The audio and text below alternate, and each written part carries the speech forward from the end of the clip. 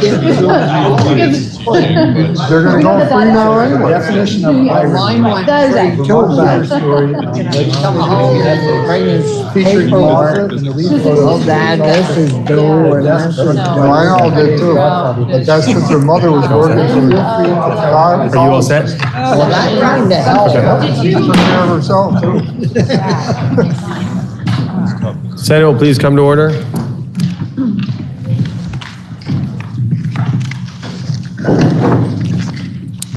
We will take a moment of silence.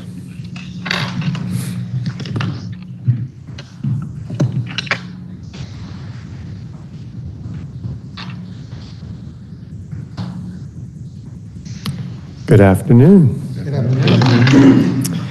Are there any announcements? Seeing none, I have 3 bills for referral under Rule 31. These bills appearing for notice on the calendar, however, they affect either the expenditures or revenues of the state, will be referred to the following committees. We have H-175 will be referred to the Committee on Finance, H-479 will be referred to the Committee on Finance, and H-205 will be referred to the Committee on Appropriations. That brings us to the orders of the day. We have up first for action H-89. Third reading was ordered on H-89. I believe there's an amendment being offered, and I'd like to recognize the senator from Chittenden, Southeast, for that amendment. Thank you, Mr. President. The proposal of amendment is being handed out for H-89. This actually is an amendment, a collaborative process between the Judiciary Committee and the Health and Welfare Committee, and there has been work going on over the past week as a result of the legal issues surrounding the drug mifepristone that's going on in the Fifth Circuit. So, and we know that today is the day when the injunction will end, and the drug will be under question for use in for abortion services. I think we're all aware of that litigation, and that is the result of a court decision, the Fifth Court decision.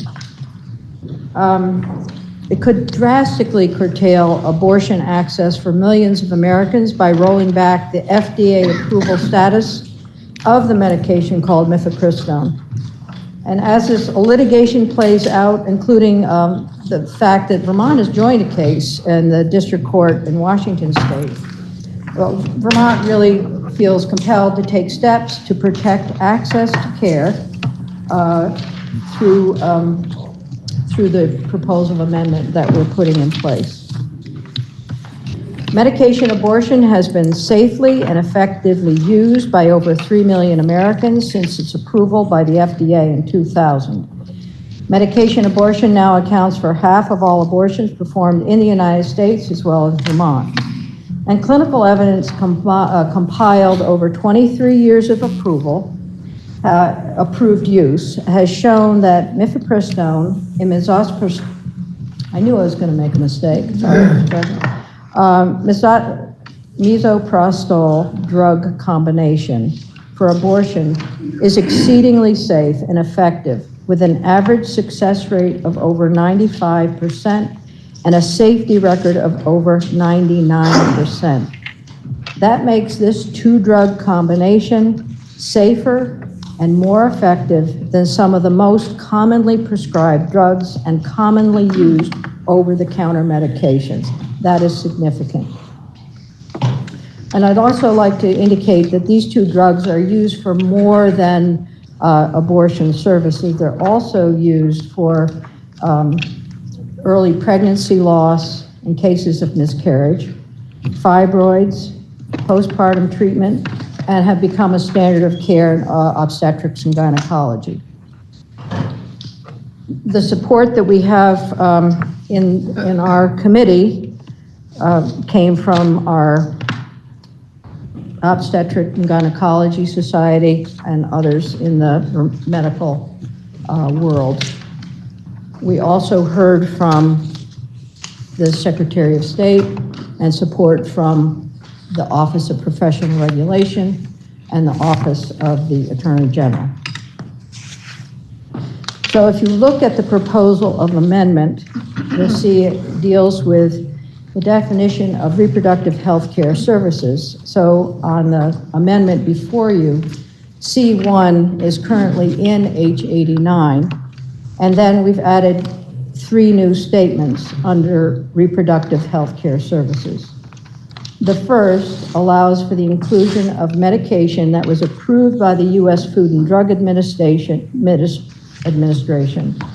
for termination of pregnancy if that drug was approved as of January 1st, 2023, regardless of the medication's current FDA approval status.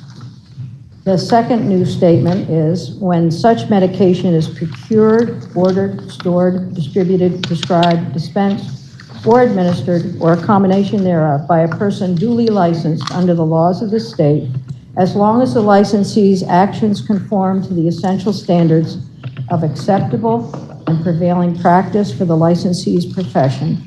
And then the third, when such medication is used by an individual. So this protects access to and the use of drugs, including the 2 drugs that were mentioned earlier, as an important part of reproductive health care services.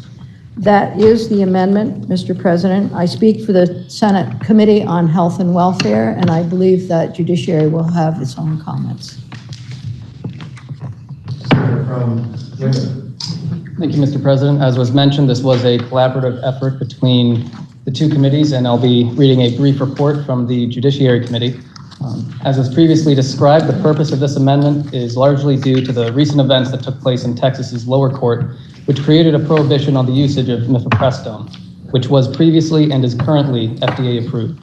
There runs a risk that the Supreme Court may roll back FDA approval on a drug that's been used by over 3 million Americans since its approval by the FDA in 2000. Currently, there is an administrative stay that blocks the lower court's decision, and that expires at midnight tonight. And may I read a brief quote from the Department of Justice's application for an administrative stay to the U.S. Supreme Court? Without objection, you may.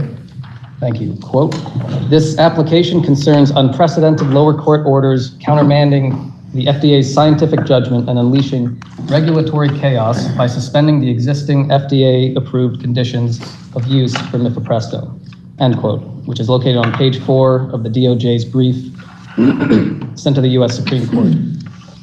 And according to the FDA Principal Deputy Director, who was cited in the DOJ's request, the Texas lower court's ruling, quote, "creates significant chaos for patients, prescribers, and the healthcare delivery system," end quote. This amendment will ensure Vermonters can still access the safe FDA-approved drug regardless of the Supreme Court's future rulings on its approval. The Judiciary Committee found this amendment favorable by a vote of 4-1-0, and I ask for the Senate's support. The question is, shall the bill be amended as offered by the senator from Chittenden, Southeast, and others? Are you ready for the question? If so, all those in favor, please indicate by saying aye. Aye. Those opposed indicate by saying nay. Nay. No. The ayes appear to have it. The ayes do have it. You have amended the bill as offered by the senator from Chittenden, Southeast, and others. Are there any other amendments before 3rd reading? Seeing none, please listen to the 3rd reading of the bill. H89, an act relating to civil and criminal procedures concerning legally protected healthcare activity. Now you've heard the 3rd reading of the bill. The question is, shall the bill pass? Are you ready for that question? If so, all those in favor, please indicate by saying aye. Aye. Those opposed indicate by saying nay. Nay. The ayes appear to have it. The ayes do have it, and you're passed H89. That brings up for consideration H190. 3rd reading was ordered on H190. Are there any amendments before 3rd reading? Seeing none, please listen to the 3rd reading of the bill. H190, an act relating to removing the residency requirement from Vermont's patient choice at end-of-life laws.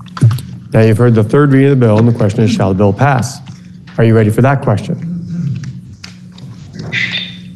If so, all those in favor, please indicate by saying aye. Aye. Those opposed indicate by saying nay. Nay. The ayes appear to have it. The ayes do have it, and you have passed H190. We now have up for consideration H271. Are there any amendments to be offered before third reading?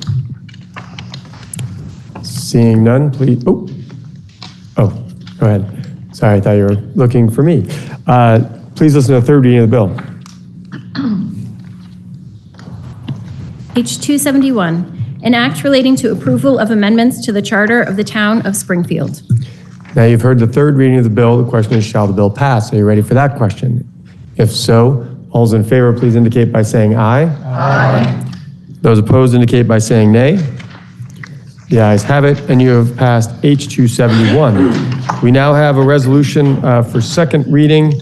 The resolution was read a first time and referred to the Committee on Economic Development, Housing, and General Affairs, which recommends that the resolution ought to pass. Please listen to the second reading of the resolution.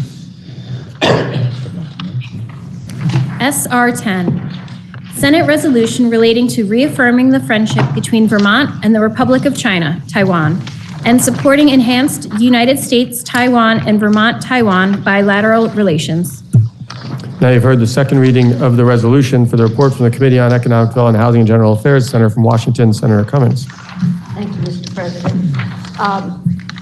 This is not an annual resolution, but it is one we have done with regularity, probably the past decade. And no, you don't have bigger print than I do, so I'll stick to mine. What this resolution does is it reaffirms Vermont's friendship with the Republic of China, Taiwan, and support for bilateral trade and people-to-people exchanges. Many of us have, some of us, I among them, have had the opportunity to visit Taiwan. The thing that struck me most is that when the United States recognized mainland China, communist China, I think it's People's Republic of China, as China. Before that, we had recognized Taiwan as China. Once that designation went to mainland China, Taiwan lost its international standing. It was no longer China. It lost its seat on the UN. It cannot have an embassy in this country. It has a trade office. There's restrictions on how long their president can come and go in this country. And Taiwan is very proud of the fact and wants the world to know that it is an industrialized democracy. It's very progressive, and they want to be recognized by the rest of the world and be included in the rest of the world's discussions, and just be recognized for the achievements they have made. And for those of us that have been there, they are very high tech. They are very progressive. When we were looking at doing single-payer health care in this state, we used the Taiwanese system as our model. Dr. Shao, who had developed theirs, was our prime consultant as we put our model together. So we have benefited in that extent. Taiwan is the second largest trading partner with the United States, is the 8th largest trading partner of the United States in 2022. And in Vermont in 2022, Taiwan was the second largest export destination for Vermont goods, worth approximately $465 million. And Vermont imported an estimated $100 million in goods from Taiwan.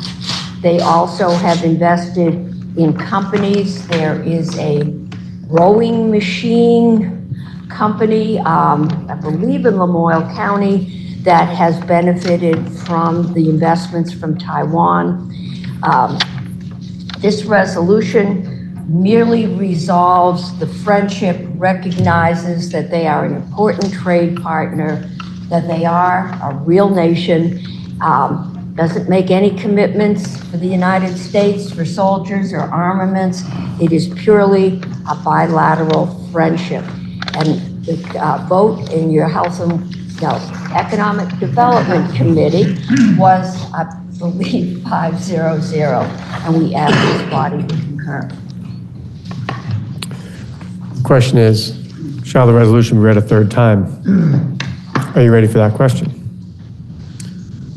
If so, all those in favor, please indicate by saying aye. Aye. Those opposed indicate by saying nay. The ayes have it, and you've ordered third reading of Senate Resolution 10. That completes yours of the day. Senator from Chittenden Central. Thank you, Mr. President. Pending announcements, I would move that the Senate stand in adjournment until Thursday, April 20th at 1 p.m. The Senator from Chittenden Central moves that pending announcement, the Senate stand adjournment until Thursday, April 20th at 1 p.m. Are you ready for the question? Or are there any announcements? Senator from Addison. Thank you. The Senate Government Operations will meet at 1:30. Senator from Bennington. Thank you, Mr. President. Senate Education will meet at 1:30. Senator from Washington. Thank you, Mr. President. By way of announcement, there are representatives from Taiwan in the building. The House does a much more elaborate resolution reading than we do, but if you see them, feel free to stop and talk to them. And Senate Finance will meet at 1:30. Senator from Essex. Thank you, Mr. President. Senate institutions will meet 15 minutes after the call of the gavel. Thank you. Are there any further? Senator from Windsor. Sadly, Mr. President, there are no more Farmers' Nights to announce. And I just want to say thank you. We had a fabulous Farmers' Night series. Last week we went out with a bang with our wonderful Poetry Out Loud finalists from the state and the young woman who going to represent Vermont in Washington as our finalist for the Poetry Out Loud series. So thank you for a fabulous Farmers' Night year. Many of you came. I'd love more senators to join us, but it is always a gift to the state. Thank you all for your participation and support. Thanks. Senator from Addison. Senate Natural Resources and Energy will meet tomorrow morning at 8:30 a.m. Are there any further announcements? Seeing none, the Senator from Chittenden Central has moved that the Senate stand in adjournment until Thursday, April 20th at 1 p.m. Are you ready for the question? If so, all those in favor, please indicate by saying aye. Aye. Those opposed indicate by saying nay. The ayes have it, and the Senate will stand adjournment until Thursday, April 20th at 1 p.m.